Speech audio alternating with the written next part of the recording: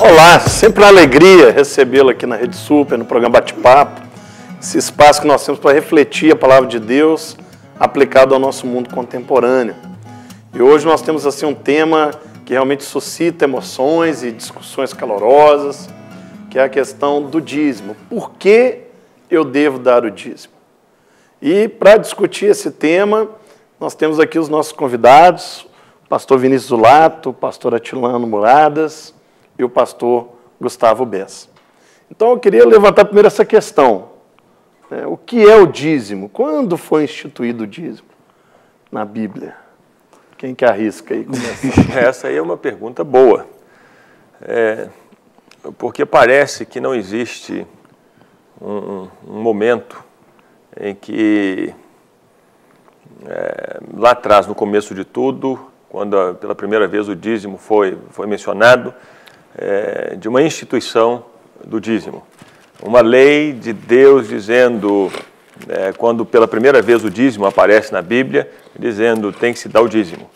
A primeira menção ao dízimo na Bíblia é quando Melquisedeque, que é rei de Salém, ele recebe o dízimo de Abraão, depois que Abraão havia voltado de uma guerra e havia conseguido libertar o sobrinho dele, a família do sobrinho, das mãos dos inimigos. Melquisedeque vem receber Abraão e Abraão então decidiu dar o dízimo para Melquisedeque. Essa é a primeira referência que nos faz perceber de que o dízimo, ou dar o dízimo para um sacerdote, Melquisedeque era um sacerdote, já era uma prática comum e conhecida de povos, ou dos povos daquela época, ou de alguns povos daquela época. Que Abraão não ia inventar isso ali do nada, né? A gente sabe que Abraão já vem de uma doutrina, de uma cidade politeísta, e ele vem, Deus tira ele de lá e ele já vem com alguma formação religiosa, né? E talvez não tenha nem a ver simplesmente com Abraão, tem a ver com uma prática cultural dos povos daquela época, em reconhecimento de que conseguiram um sucesso, conseguiram uma vitória, conseguiram uma boa colheita, conseguiram uma família abençoada, saudável, por causa das ações de Deus. O dízimo, portanto, nasce dessa compreensão de que se alguém foi bem-sucedido em alguma coisa, esse alguém foi bem-sucedido em alguma coisa porque Deus esteve agindo em favor dessa pessoa. E em gratidão, essa pessoa decide dar o dízimo. Muito legal isso, porque isso quebra aquele paradigma que existe que o dízimo é uma coisa da lei e que por ele ser uma coisa da lei, ele não deve estar presente no Novo Testamento. Surgiu antes da lei. E essa discussão do dízimo e da lei, a gente pode dar um passo além e discutir, usar o mesmo texto de Paulo acerca da circuncisão e da fé, ou das obras e da fé. Paulo faz essa discussão ali em Romanos, quando ele vai tratar da circuncisão. Ele pergunta, Abraão foi circuncidado antes ou depois das promessas? Antes ou depois da lei? Antes ou depois da circuncisão? Ele recebeu as promessas antes ou depois da circuncisão? Ele recebeu as promessas antes da circuncisão. A fé vem antes da circuncisão, vem antes da lei. A justificação, né, que é Gálatas. Logo, a lei que veio depois não pode ser considerada superior às promessas em cima das quais Abraão caminhou. A mesma relação do dízimo. O dízimo veio antes da lei. Então, a lei não pode ser usada como argumento para levar uma pessoa a não dar o dízimo. Mas o que é o dízimo? O dízimo é a décima parte. Às vezes a pessoa que está assistindo não sabe o que é isso. Décima parte daquilo que você possui, né? 10ª parte da plantação, 10ª parte do dinheiro. Gosto, assim, usando as palavras do Gustavo, o dízimo nada mais é do que uma parte do que eu adquiri, que eu tiro como expressão da minha gratidão por saber que aquilo que eu recebi veio das mãos de Deus. Né? O dízimo é isso. É uma parte que eu tiro e devolvo ao Senhor, dizendo, Senhor, olha, tudo que eu tenho, a minha colheita foi tão próspera, a minha família é tão abençoada, e isso é fruto das suas mãos. E eu quero agradecer ao Senhor te devolvendo uma parte daquilo que eu recebi. E as pessoas sempre tiveram essa consciência lá atrás. O mundo de Abraão era um mundo em que as pessoas elas viviam debaixo dessa consciência de que Deus está presente. Deus é quem age no mundo. Se eu consegui o que eu consegui por causa de Deus, da bênção de Deus, da ação de Deus. Era um mundo em que as pessoas viviam com essa consciência muito clara de um universo aberto e das intervenções de Deus na história. 5.000 anos depois, Abraão talvez tenha vivido lá em 2.500 ou 4.500 anos depois de Abraão, vivemos hoje em um mundo secularizado. E por isso talvez haja necessidade de se refletir sobre a questão do dízimo. Porque as pessoas tiraram Deus da história. Imaginam que elas fazem o que fazem porque elas são fortes, porque elas são capazes, porque elas são inteligentes, porque elas são boas, porque elas são estudadas. Então, para que eu vou dar o dízimo?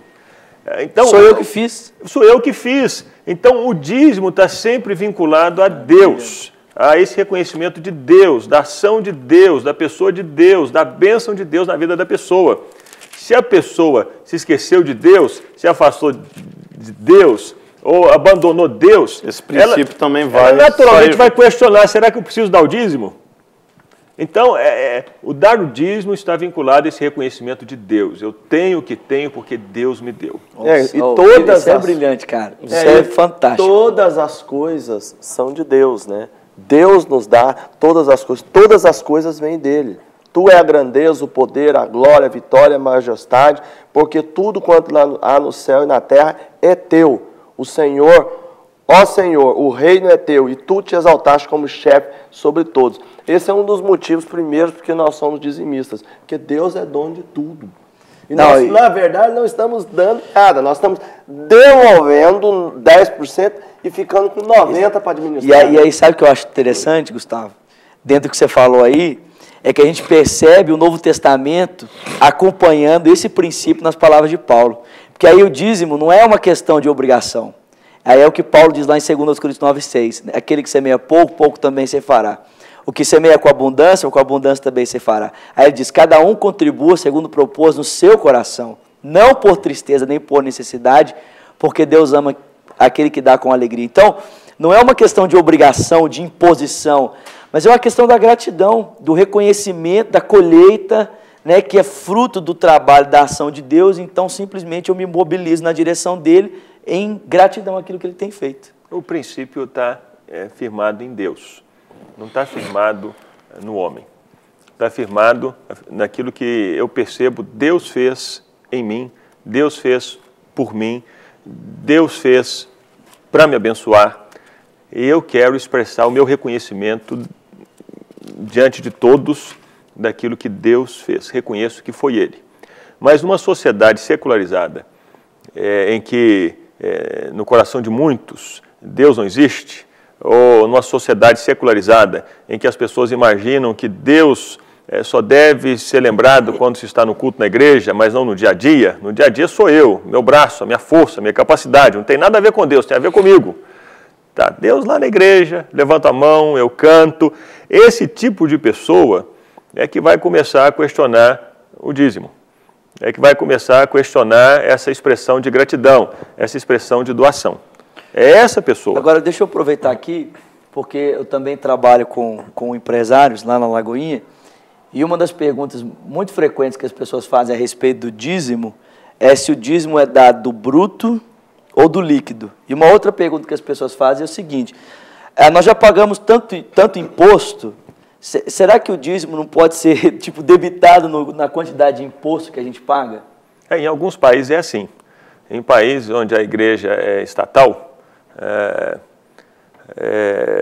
Alemanha, a Suécia, o dízimo já é retirado como imposto, na fonte, e é direcionado para aquela igreja do Estado.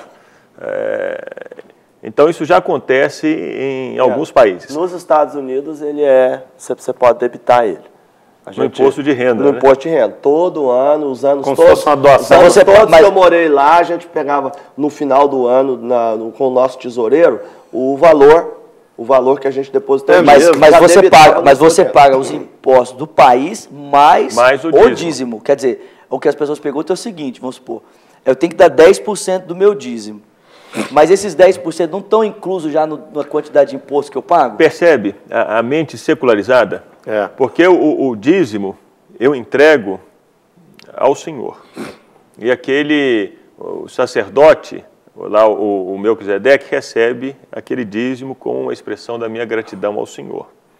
Ele não é entregue ao governo, ele não é entregue ao prefeito, ele não é entregue ao político em reconhecimento às obras que o político fez ou que o governo fez.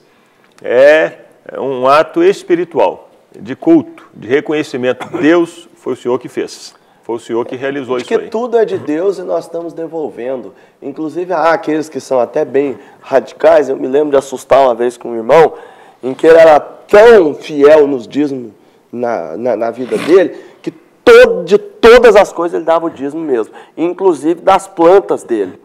E eu me lembro que fui lá dava dízimo da hortelã. É porque a Bíblia fala sobre isso. Sim. Aí eu fui trazei todos os dízimos. Fui na casa dele, ele disse, Atilano, vai lá, que nós estamos com os pés de jabuticaba dando. Falei, que ótimo e tal. E calhou que eu fui o primeiro aí, né, companheiro?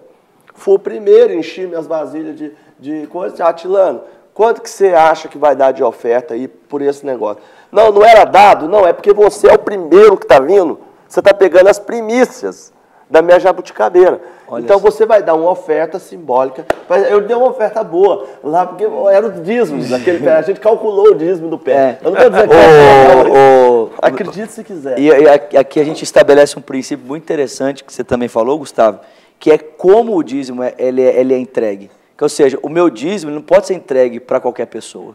O dízimo de Abraão foi entregue nas mãos do sacerdote. Isso, Paulo também fala sobre isso lá em Filipenses. Ele diz que a contribuição que ele recebeu da igreja em Filipos, ela foi depositada nos pés dele, foi confiada a ele, para que aquela oferta fosse administrada e então suprisse a necessidade dos santos lá em Jerusalém.